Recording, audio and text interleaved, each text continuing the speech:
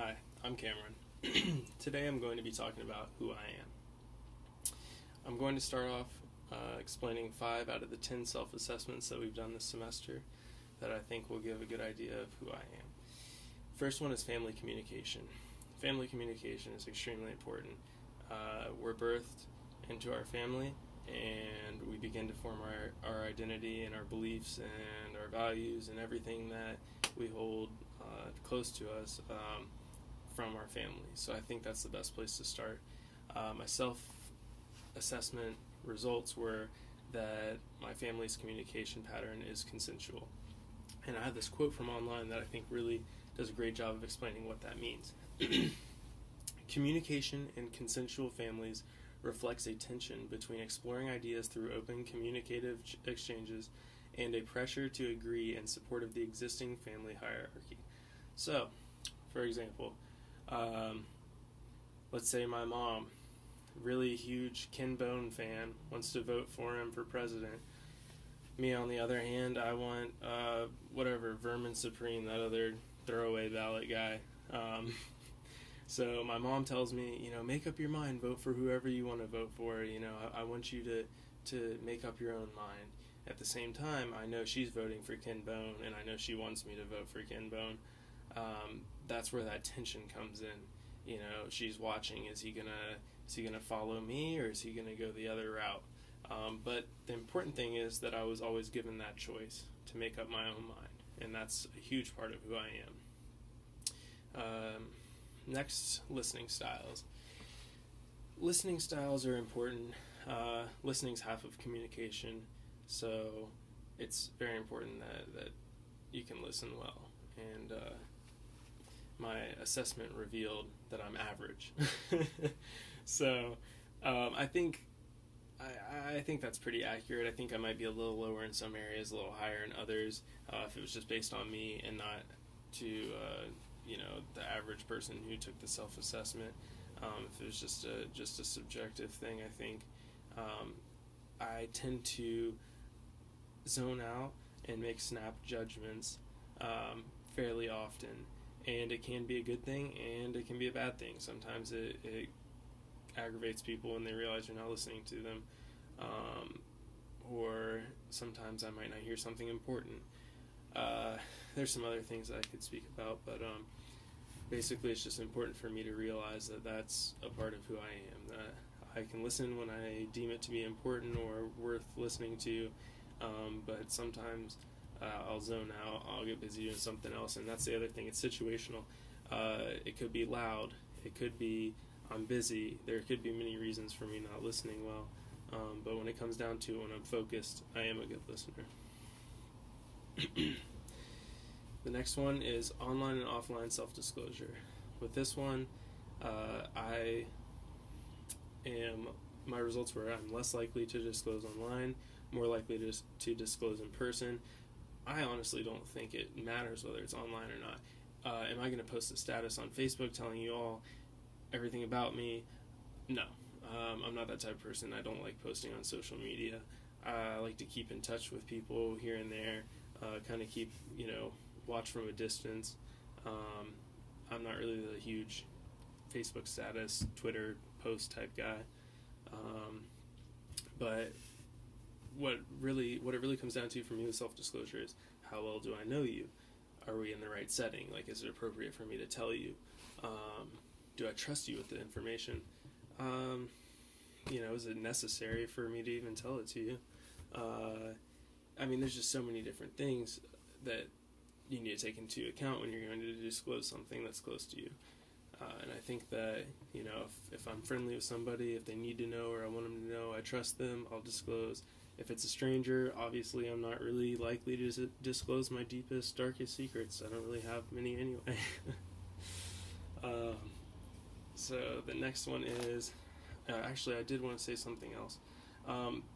The self-disclosure has to do with our public and our private selves, our identity management.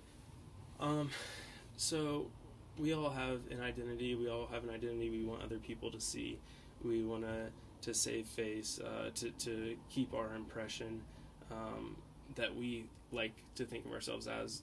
We also like other people to think of us that way. And And so what we disclose online can play into that. Do we disclose things to try to help people gain better understanding of who we are or who we want them to think we are? And I think it's the latter in a lot of cases.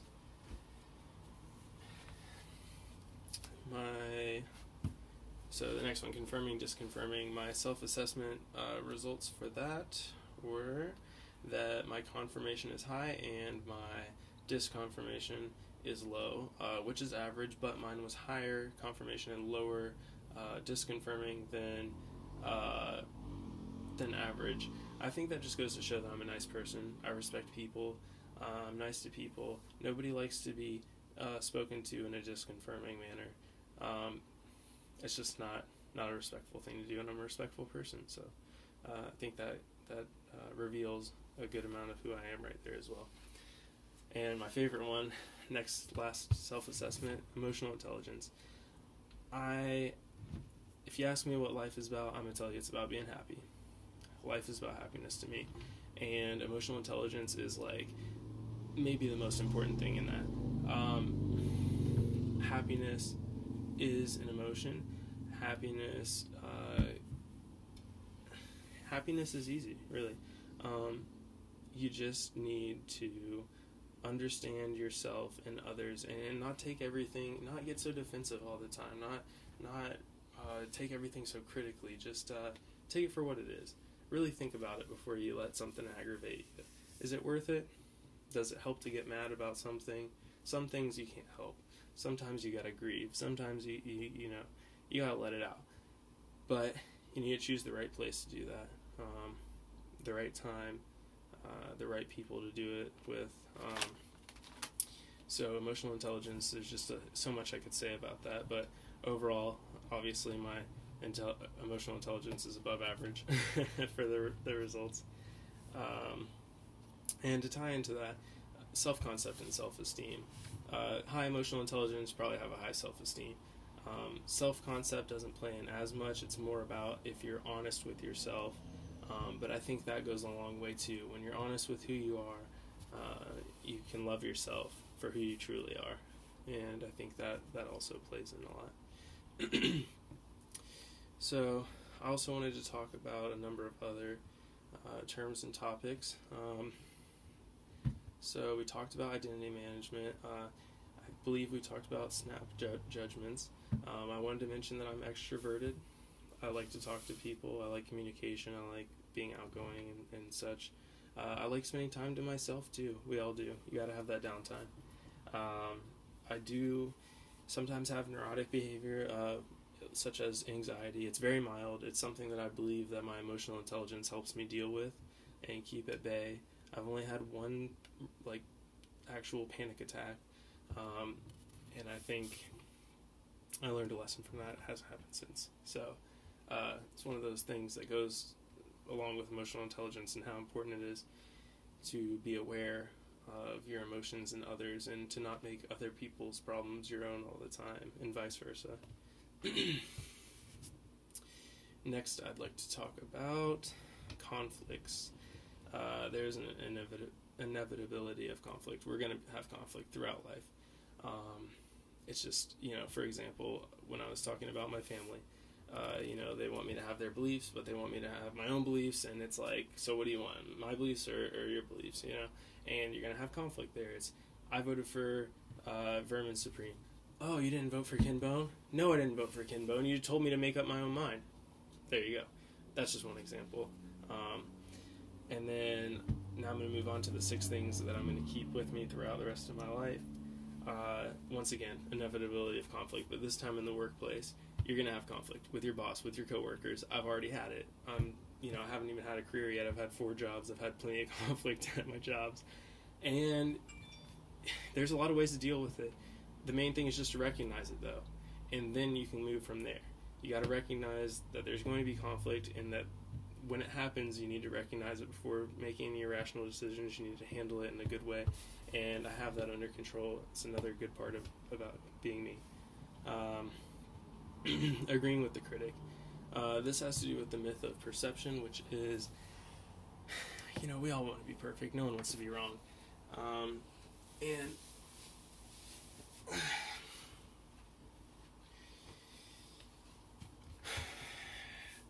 you gotta sometimes just admit that you're wrong. That can solve conflict. It can be relieving, just to realize that you're not always right. To hold yourself to that high of a standard, it's bad for your self-esteem, your emotional intelligence, and all sorts of things. So be able to agree with the critic sometimes. I mean, even if they're wrong in certain cases, sometimes it's good to give up. I mean, it could be relieving to give up, If it's something that's not important, don't worry. You gotta fight for what's right. You gotta fight, you gotta stand up for yourself. But if it's something you're fighting with your sibling over something stupid, let them have it, So I think that's an important lesson that can carry over to the workplace very easily. You have a coworker who's bothering you, they want a stapler or something. I don't know, it sounds so cliche, but let them have it, Next, listening responses. There's so many different kinds. It just goes along with listening. Listening is so important. It's a huge part of professional workplace, personal relationships, and all sorts of stuff. So, just gotta keep that in mind. So, the next one is social conventions and roles. I think the main thing that I want to talk about these, a lot of this I'm relating to a professional workplace and stuff. You want to fit in, but you don't want to be a follower. If it's a good thing, you do. But I don't know. For me, once again, it goes back to my upbringing. I want to be a leader, or at least I want to evaluate things on my own. I'm not just going to blindly do something because I'm told to, or someone else tells me to do it, or whatever. But at the same time, I need to know my role. I need to be aware of social conventions and communicate effectively with those around me, especially in the workplace, especially in important relationships. The fifth one is all listeners do not receive the same message. It sounds so simple, but very important. It's pretty self-explanatory. I think the biggest thing with all listeners not receiving the same message and understanding that is that there's always a way to get through to people. It's not always the same way. It's never the exact same way.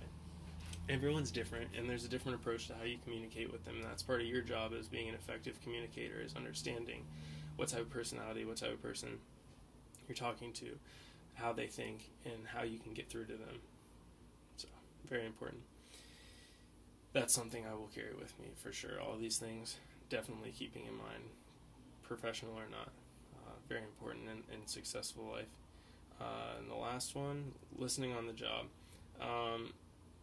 Quick fact, studies show that while in the workplace the ability to listen effectively is more important than personal presentation skills. I really like this because, for example, you're the CEO, you have amazing personal presentation skills, whatever. You can talk all day, but can you listen? It's important. I've said it 2 or 3 times. That's the other half of communication, is listening. If you can't listen and you can talk, that's great, but you're missing an entire half of communication, and I don't think I need to explain the implications, especially if you're a CEO and you can't listen to your whoever. It doesn't matter. He could be the lowest level guy in your company. He might have the best ideas. It's important to listen in any circumstance. And I actually do have one more thing I want to talk about, and that's my clothes changing. It's partially to keep y'all entertained and wondering what was going on, and partially to bring up face again if I didn't already. What did you think of me when I first started the presentation? I had a jacket on. I look like I'm here to do business. I take that off. I have on a sorority t-shirt. What do you think of me then? I take that off. I have a tank top. What if I started presenting in this tank top? You wouldn't take me very serious. I just think it's interesting because with each one of those different outfits, I'm displaying a different side of myself, I guess you could say.